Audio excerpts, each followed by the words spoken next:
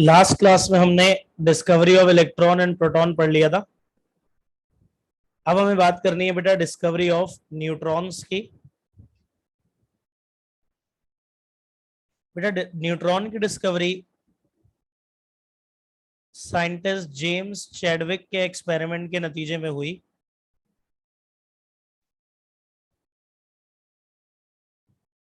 और न्यूट्रॉन का जो आइडिया था,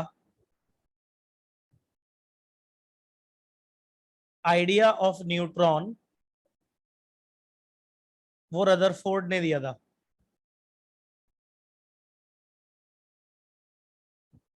देखिए भाई, जब इलेक्ट्रॉन डिस्कवर हो गया which was the negative subatomic particle, तो उसके बाद प्रोटॉन का डिस्कवर होना तो एक चीज, एक समझ लें ऑब्वियस बात थी कि भाई क्योंकि एटम न्यूट्रल होता है, तो अगर एटम में नेगेटिव सबएटॉमिक पार्टिकल है तो पॉजिटिव भी होना चाहिए, है ना भाई। अगर नेगेटिव है तो पॉजिटिव भी होना चाहिए। तो इलेक्ट्रॉन के डिस्कवर होने के बाद प्रोटॉन के होने का क्लू मिलना या आइडिया होना, ये तो एक ऑब्वियस सी बात है। लेकिन जब इलेक्ट्रॉन प्रोटॉन दोनों डिस्कवर हो गए तो उसके बाद एक न्यूट्रल पार्टिकल के होने का आइडिया रदरफोर्ड को कैसे आया? मासेस की स्टडी से। भाई जितना मास प्रोटॉन का होता है और जितना मास इलेक्ट्रॉन का होता है, इलेक्ट्रॉन का मास तो इतना कम है कि हम उसे नेग्लेक्ट कर देते हैं ना। अब एक एटम में अगर प्रोटॉन 2 है तो उसका मास 2 प्रोटॉन से ज्यादा है। तो रदरफोर्ड ने जब एटॉमिक मासेस की स्टडी की तो इनको पता चला या इनको आइडिया हुआ कि यार जितना एक एटम का मास होता है ना, सिर्फ प्रोटॉन का मास उसको इक्वेट नहीं कर पाता, कॉरेस्पॉन्ड नहीं कर पाता। तो इसका मतलब एटम में कोई ऐसे सबएटॉमिक पार्टिकल भी होने चाहिए जो कि न्यूट्रल हो। और इसको डिस्कवर किया जेम्स चैडविक ने। ठीक है भाई, इसके लिए इन्होंने क्या किया? Stream of alpha particles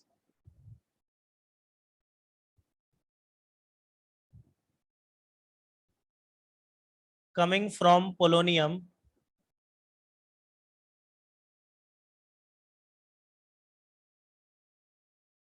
was passed through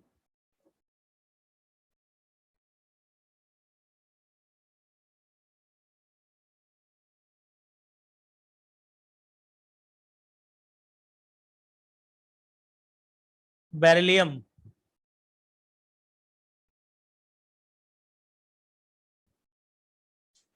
Be49।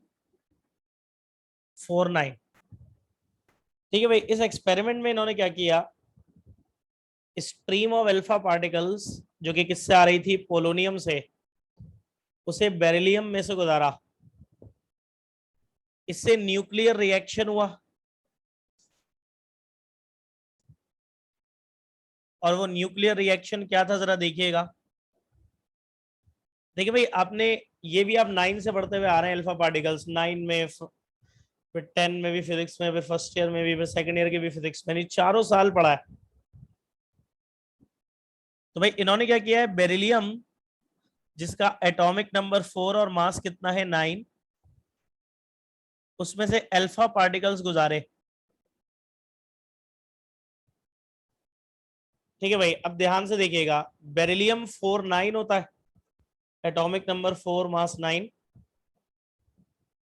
Alpha 24 है, एटॉमिक नंबर 2 है। ठीक है भाई, अल्फा पार्टिकल का चार्ज +2 होता है।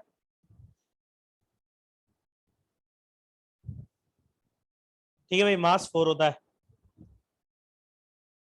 अब देखो हुआ ये कि जब अल्फा पार्टिकल बेरिलियम में गया तो पहले एक इंटरमीडिएट एलिमेंट बना। ठीक है भाई, पहले क्या बना? एक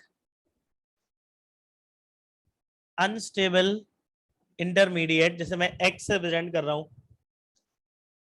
अब इस एक्स का एटॉमिक नंबर क्या होना चाहिए? 4 + 2 6, और मास कितना होना चाहिए? 9 + 4 13।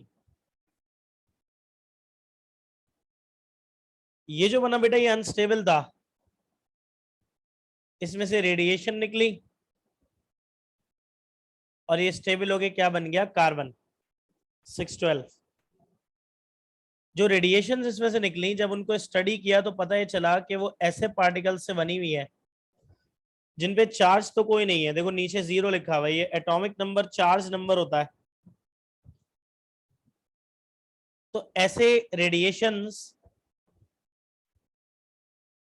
रेडिएशंस ऐसे पार्टिकल से बनी हुई हैं जिनपे चार्ज तो 0 है, लेकिन उनका मास 1 प्रोटॉन के बराबर है।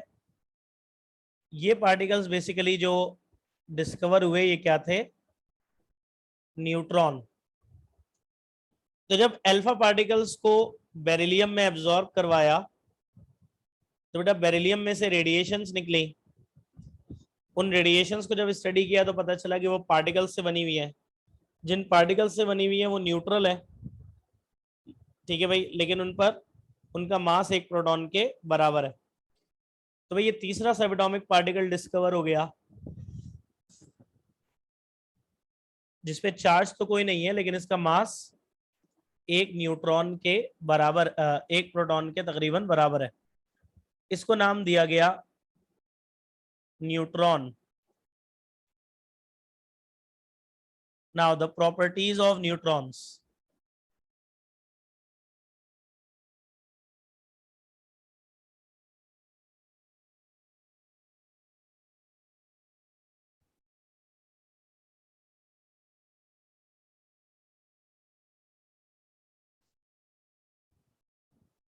अब देखिए भाई न्यूट्रॉन की प्रॉपर्टीज क्या है।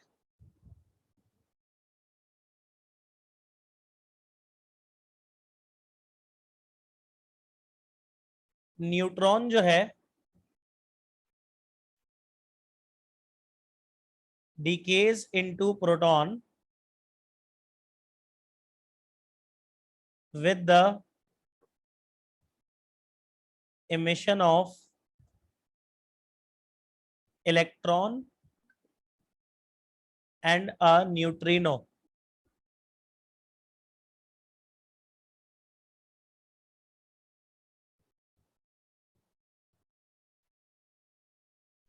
बेटा जब न्यूट्रॉन डीके होता है,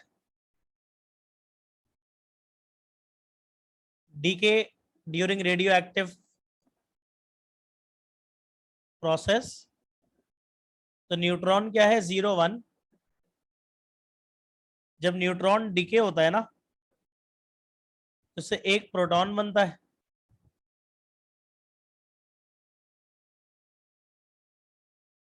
एक इलेक्ट्रॉन बनता है और एक न्यूट्रिनो बनता है।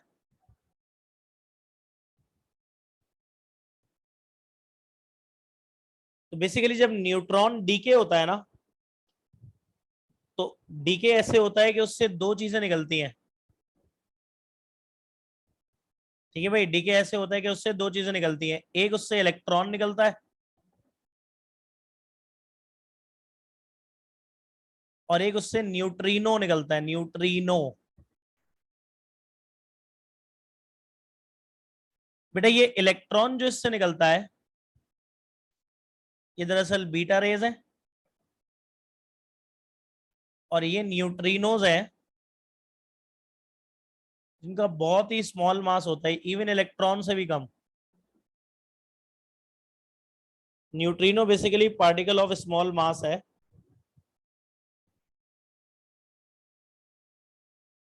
बेटा आपको पूरा काम तो भेज दिया जाता है पीडीएफ, स्क्रीनशॉट की परेशानी नहीं नहीं पाले।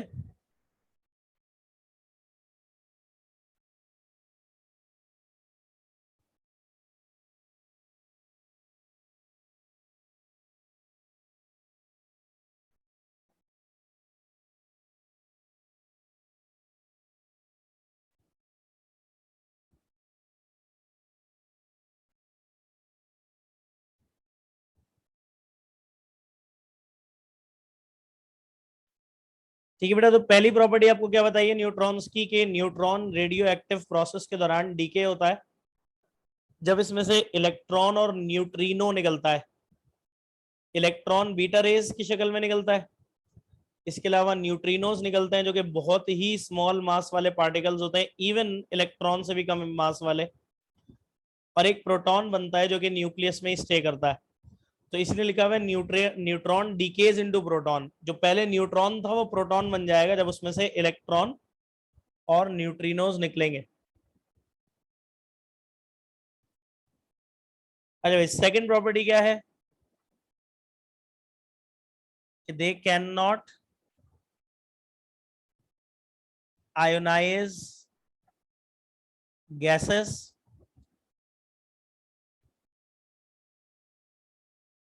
High penetration.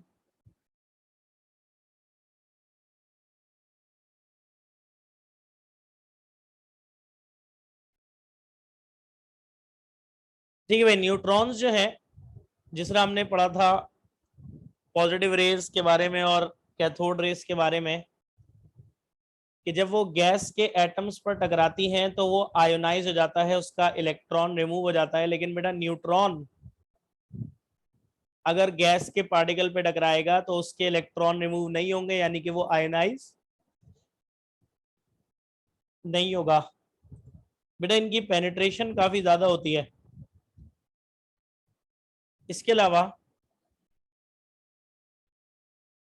दो तरह के होते हैं, fast neutron sorry, and slow neutrons.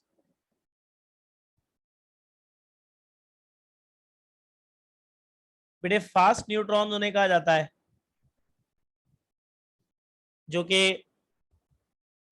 1.2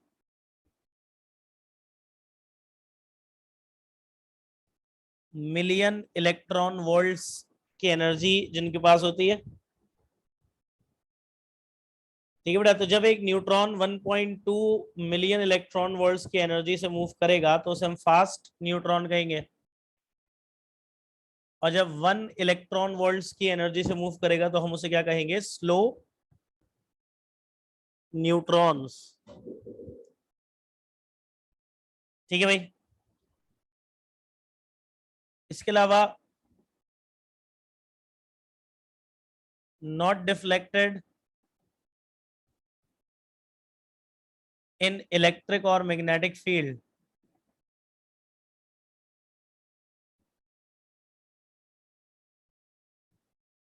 याद कीजिए, आपको बताया था कि जब भी कोई पार्टिकल डिस्कवर होता है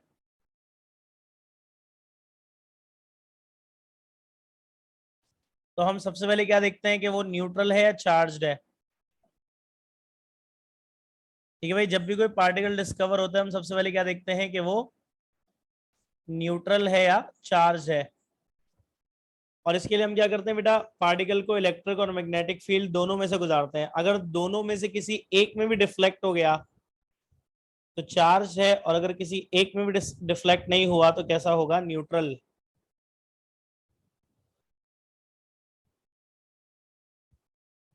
ठीक है भाई, तो ये न्यूट्रल होता है। इसी वजह से ना इलेक्ट्रिक फील्ड में डिफ्लेक्ट होगा और ना ही मैग्नेटिक फील्ड में डिफ्लेक्ट होगा।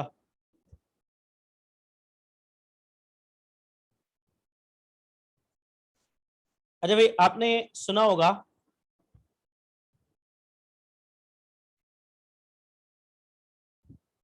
कि हम न्यूट्रॉन के जरिए, मैट्रिक में पढ़ते थे ना, न्यूक्लियर फिजन रिएक्शन।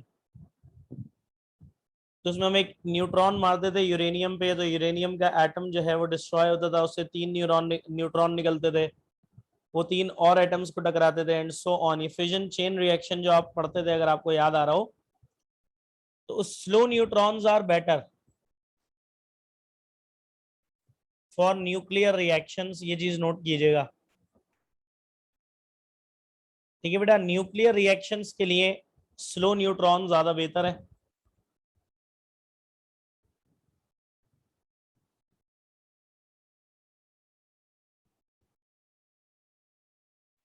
समझ में आ गई बात बेटा, ये प्रॉपर्टीज है न्यूट्रॉन्स की।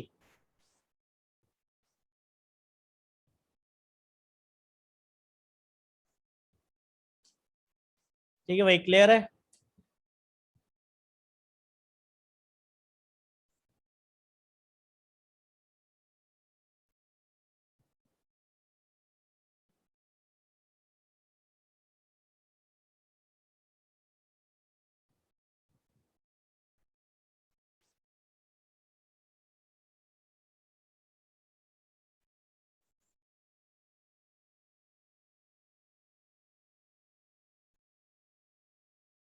अच्छा भाई, इसके बाद है रदरफोर्ड्स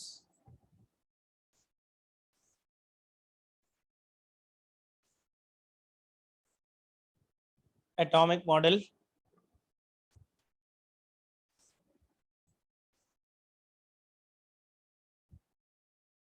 ठीक है बेटा, रदरफोर्ड्स।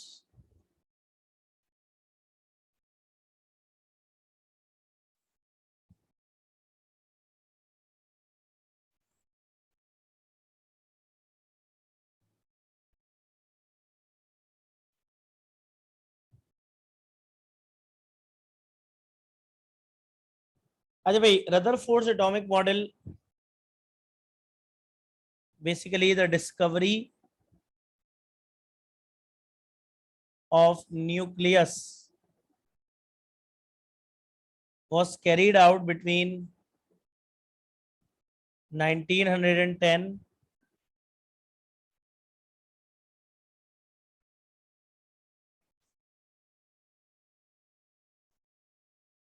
to 1911। देखो, एक सीरीज ऑफ एक्सपेरिमेंट रदरफोर्ड ने परफॉर्म किया ये मालूम करने के लिए कि what is the electronic structure of atom. बेटा, इलेक्ट्रॉन, प्रोटॉन, न्यूट्रॉन तीनों डिस्कवर हो चुके हैं। ठीक है भाई, अब मसला इलेक्ट्रॉन, प्रोटॉन और न्यूट्रॉन जो है ना, वो तो डिस्कवर हो चुका है। असल मसला इलेक्ट्रॉन, प्रोटॉन और न्यूट्रॉन का नहीं है, बल्कि असल मसला जो है अब ये है कि एटम के स्ट्रक्चर कैसा है। एटम के स्ट्रक्चर में कौन कहां पर है, इलेक्ट्रॉन कहां पर है, प्रोटॉन कहां पर है, न्यूट्रॉन कहां पर है। इसे हम इलेक्ट्रॉनिक स्ट्रक्चर ऑफ एटम कहते हैं। और उसको रिवील करने के लिए रदरफोर्ड ने एक एक्सपेरिमेंट परफॉर्म किया जिसमें bombarded gold foil with alpha particles.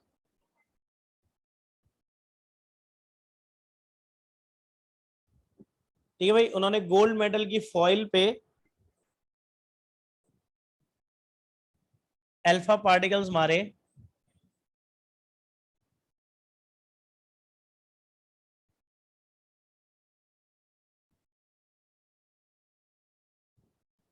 और उन अल्फा पार्टिकल्स का पाथ ऑब्जर्व किया और उससे जो है वो कंक्लूड किया अपनी ऑब्जर्वेशंस की बेसिस पे कि एटम का स्ट्रक्चर कैसा होना चाहिए।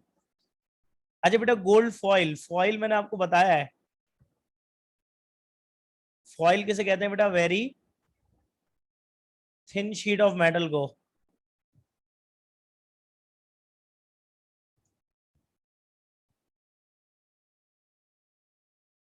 बेटा गोल्ड फॉइल जो है, इट वाज 0.00004 सेंटीमीटर इसकी थिकनेस है, इतनी पतली है। ठीक है बेटा, कि उसकी थिकनेस जो है वो कितनी है, 0.00004 सेंटीमीटर।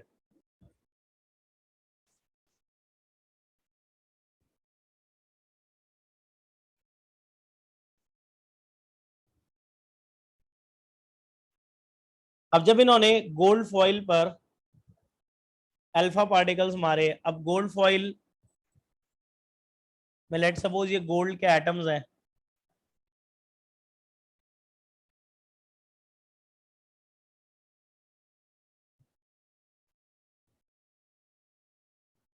तो बेटा जब इन्होंने गोल्ड फॉइल पर से अल्फा पार्टिकल मारे,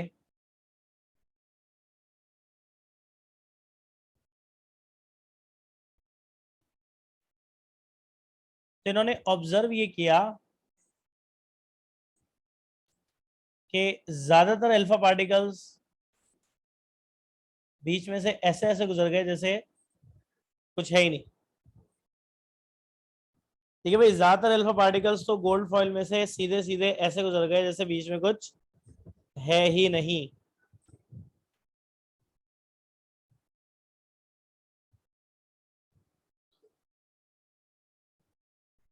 बहुत ही थोड़े बेटा अल्फा पार्टिकल ऐसे थे जो कि जब गोल्ड फॉइल में से गुजरे तो उनका पाथ डिफ्लेक्ट हो गया, जैसे वो किसी सॉलिड ऑब्जेक्ट से टकराए हो।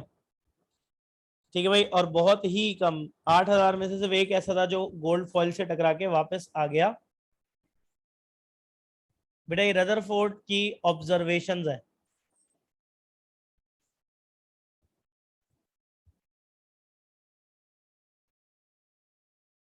ठीक है भाई, ये क्या है? Observation of Rutherford's experiment.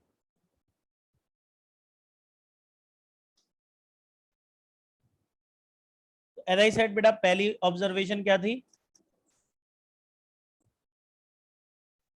कि मोस्ट अल्फा पार्टिकल्स वर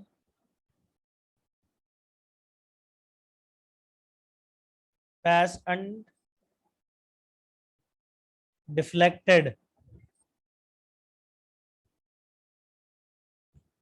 ठीक है भाई, तो ज्यादातर अल्फा पार्टिकल तो गोल्ड फॉइल में से ऐसे सीधे सीधे गुजर गए जैसे कि बीच में कुछ है ही नहीं। ये ऑब्जर्वेशन हमें किस चीज का पता बता रही है कि रदरफोर्ड के मुताबिक एटम के अंदर क्या होनी चाहिए? Empty spaces. जरा भाई एम्प्टी स्पेस होगी जब ही तो पॉसिबल है ना ये, अदरवाइज तो पॉसिबल नहीं होगा।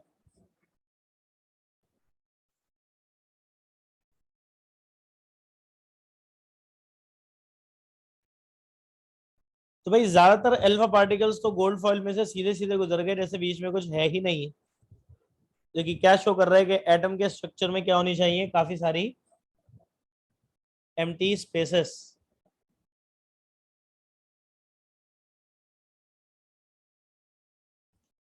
दूसरी ऑब्जर्वेशन क्या थी? Some alpha particles were deflected by large angles. ठीक है बेटा, कुछ अल्फा पार्टिकल्स ऐसे थे जो कि अच्छे खासे एंगल से डिफ्लेक्ट हुए, और ये थोड़ी चौंकाने वाली बात थी। देखिए भाई याद रखिएगा, अल्फा पार्टिकल्स की डिफ्लेक्शन बहुत ही कम होती है।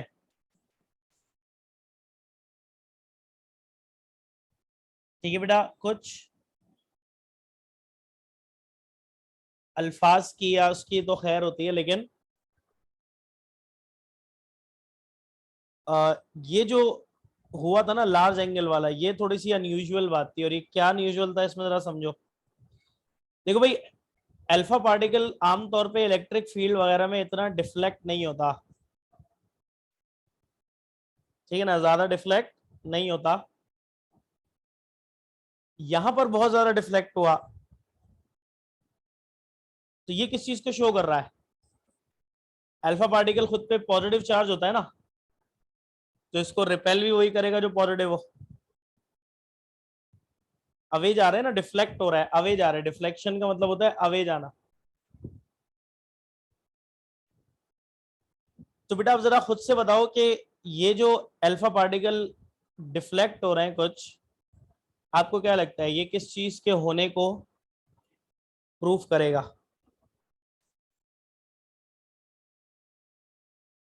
हाँ भाई,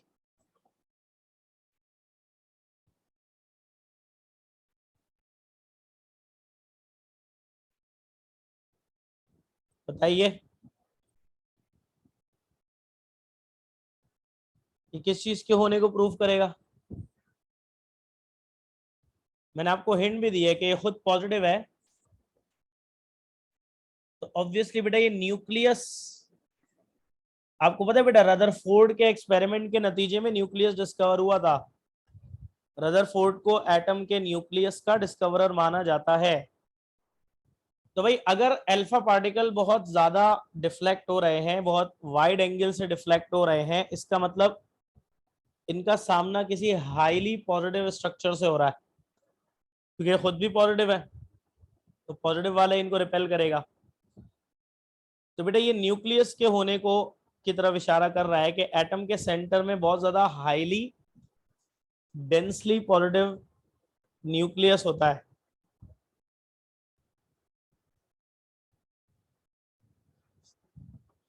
ठीक है ना बेटा। तो highly charge, high charge density वाला न्यूक्लियस, क्योंकि न्यूक्लियस का साइज बहुत छोटा है। आपको पता है बेटा चार्ज डेंसिटी रेशियो होता है किसका, amount of charge divided by size of structure पे। तो साइज जितना छोटा होता है चार्ज डेंसिटी उतनी ही ज्यादा होती है। तो भाई इससे ही पता चला कि एटम के अंदर एक बहुत ही छोटा सा but highly positive charge structure होता है, जिसको क्या नाम दे दिया गया, nucleus. In this way Rutherford is considered as the discoverer of nucleus।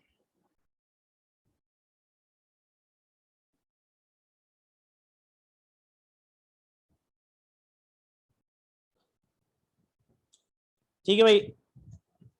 कुछ अल्फा पार्टिकल ऐसे थे जो टकरा के वापस आ गए। कहते हैं 1/8,000 अल्फा पार्टिकल्स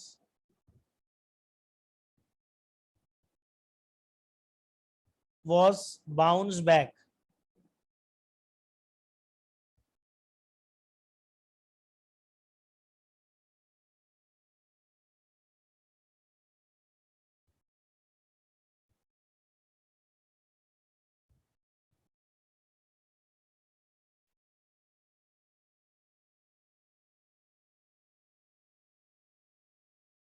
हाँ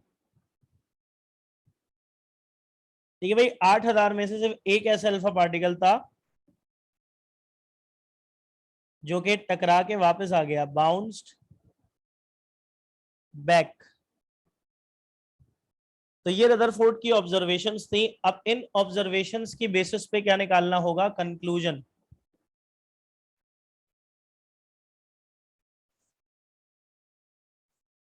now we have to have a conclusion on the structure of atom. तो फिर रदरफोर्ड के एक्सपेरिमेंट से पता ये चल रहा है कि एटम के स्ट्रक्चर में दो पार्ट्स होते हैं। एक होता है एम्प्टी स्पेस और दूसरा होता है सेंट्रल डेंस रीजन।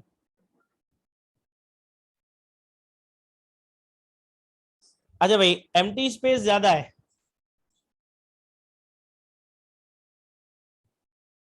क्यों, क्योंकि ज्यादातर अल्फा पार्टिकल सीधे सीधे गुजर रहा है ना। तो इसका मतलब एम्प्टी स्पेस ज्यादा होनी चाहिए और डिफ्लेक्ट थोड़े बहुत हो रहा है। तो इसका मतलब ये सेंट्रल डेंस रीजन, जिसे क्या नाम दिया गया, न्यूक्लियस का, ये बहुत छोटा होना चाहिए और बहुत ही छोटा होता है। इसकी साइज रेंज फेम्टोमीटर्स में होती है, आपको पता है। मतलब इसको नैनोमीटर में और एंगस्ट्रॉम में भी मेजर नहीं किया जा सकता, ये इतना छोटा है। इसलिए इसको हम इसमें मेजर करते हैं फेम्टोमीटर में।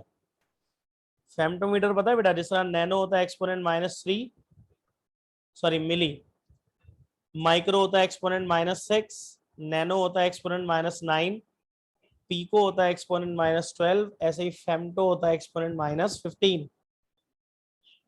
तो भाई कंक्लूजन ये हुआ कि एटम के स्ट्रक्चर में दो पार्ट्स हैं, एम्प्टी स्पेस है जो कि ज्यादा बड़ा पार्ट है, और सेंट्रल डेंस रीजन है न्यूक्लियस, जो कि बहुत छोटा सा पार्ट है।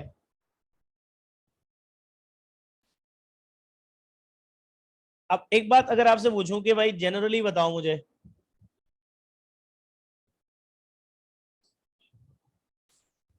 कि अगर आपसे पूछा जाए कि एटम का मास कहाँ होना चाहिए, तो आप क्या बोलोगे, मास एम्प्टी स्पेस में होगा या सेंट्रल डेंस रीजन में, कहाँ होना चाहिए मास?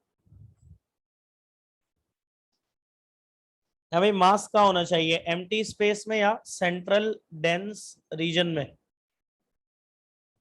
हाँ भाई तुक्का लगाए। तो भाई एटम का सारा मास सेंट्रल डेंस रीजन में होता है। अब याद रखिएगा कि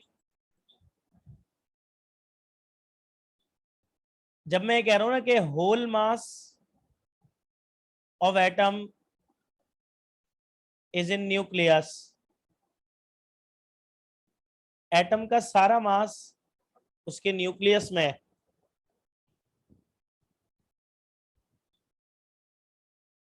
तो बेटा हम ये भी जानते हैं कि इलेक्ट्रॉन के मास का यहां से कोई ताल्लुक नहीं है, क्योंकि बेटा इलेक्ट्रॉन का इतना कम मास होता है कि हम उसे निग्लेक्ट कर देते हैं। उसके चार्ज इफेक्ट्स बहुत प्रोमिनेंट है, लेकिन उसका मास जो है वो प्रोमिनेंट नहीं है। तो इसी वजह से हम इलेक्ट्रॉन के मास को निग्लेक्ट करते हैं, और एटम का मास हम कहते हैं कि जी प्रोटॉन और न्यूट्रॉन्स की वजह से ही होता है।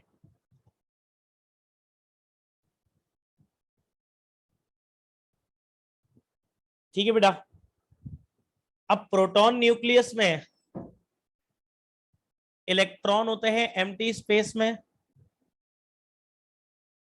और एम्प्टी स्पेस में क्या कर रहे होते हैं? है भाई, एम्प्टी स्पेस में क्या कर रहे होते हैं?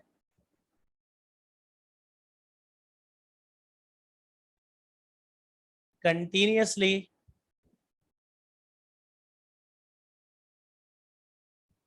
Revolving around the nucleus.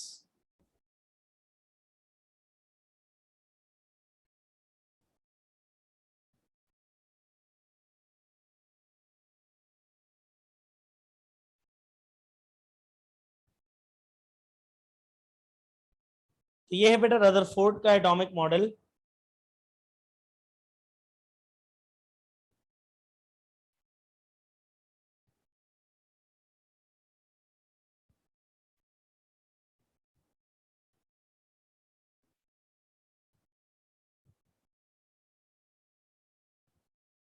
अब इसके बाद बेटा रदरफोर्ड एटॉमिक मॉडल के डिफेक्ट्स हैं।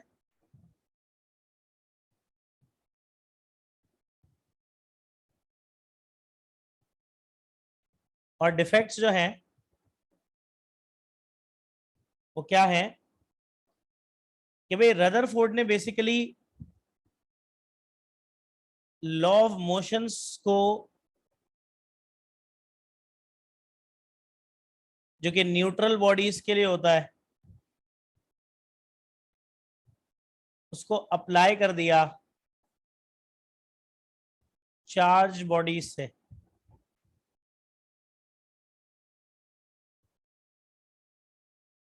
अब जैसे आपने ग्रेविटेशन पढ़ा है ना, न्यूटन्स लॉ ऑफ ग्रेविटेशन, उसमें आपने फॉर्मूला ड्राइव किया F is equal to G M one M two upon R square, और वो आपने कूलम्स लॉ से ड्राइव किया। असल में मसला है कि कूलम्स लॉ न्यूट्रल ऑब्जेक्ट्स पर तो एप्लीकेबल है, बट चार्ज ऑब्जेक्ट्स पर नहीं है। अब यहाँ पे इलेक्ट्रॉन और प्रोटॉन चार्ज ऑब्जेक्ट्स हैं, इस पर जो है वो अप्लाई किया गया वो जो न्यूट्रल बॉडीज पे होना चाहिए था, इसी वजह से इसको गलत माना जाता है। दूसरा डिफेक्ट ये है कि भाई कोई चार्ज पार्टिकल, जैसे इलेक्ट्रॉन का बोला कि एम्प्टी स्पेस में कंटिन्यूअसली रिवॉल्व कर रहा है न्यूक्लियस के अराउंड, तो अगर कोई चार्ज पार्टिकल मूव करेगा कंटिन्यूअसली तो एनर्जी लूज करेगा, और एनर्जी लूज करेगा तो उसकी एनर्जी में कमी आएगी, और वो अल्टीमेटली फॉल इन न्यूक्लियस। तो भाई इलेक्ट्रॉन एक चार्ज पार्टिकल है जो कि कंटिन्यूअसली रिवॉल्व कर रहा है अराउंड द न्यूक्लियस। अगर कंटिन्यूअसली रिवॉल्व कर रहा है तो एनर्जी इमिट होनी चाहिए। एनर्जी इमिट होगी तो इलेक्ट्रॉन की एनर्जी में कमी आएगी, कमी आएगी तो इलेक्ट्रॉन की स्पीड स्लो हो जाएगी। जैसे ही स्लो होगी न्यूक्लियस उसे खींच लेगा। इलेक्ट्रॉन जैसे ही न्यूक्लियस में जाएगा वो एटम डिस्ट्रॉय होगा, और एक ऐसा चेन ऑफ इवेंट्स स्टार्ट होगा that will and with the end of the world. अभी अगर ऐसा नहीं हो रहा तो इसका मतलब कोई इलेक्ट्रॉन न्यूक्लियस में नहीं गिर रहा है, इसका मतलब किसी इलेक्ट्रॉन की स्पीड स्लो नहीं हो रही, इसका मतलब इलेक्ट्रॉन की एनर्जी में कमी नहीं हो रही। तो ये कैसे पॉसिबल है कि इलेक्ट्रॉन रिवॉल्व तो कंटिन्यूअसली कर रहा है लेकिन उसकी एनर्जी में कमी नहीं आ रही? दूसरी बात,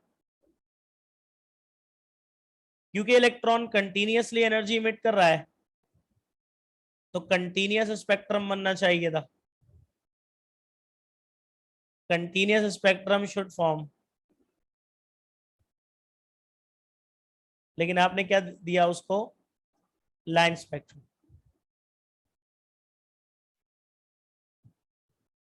तो ये डिफेक्ट्स हैं रदरफोर्ड मॉडल के।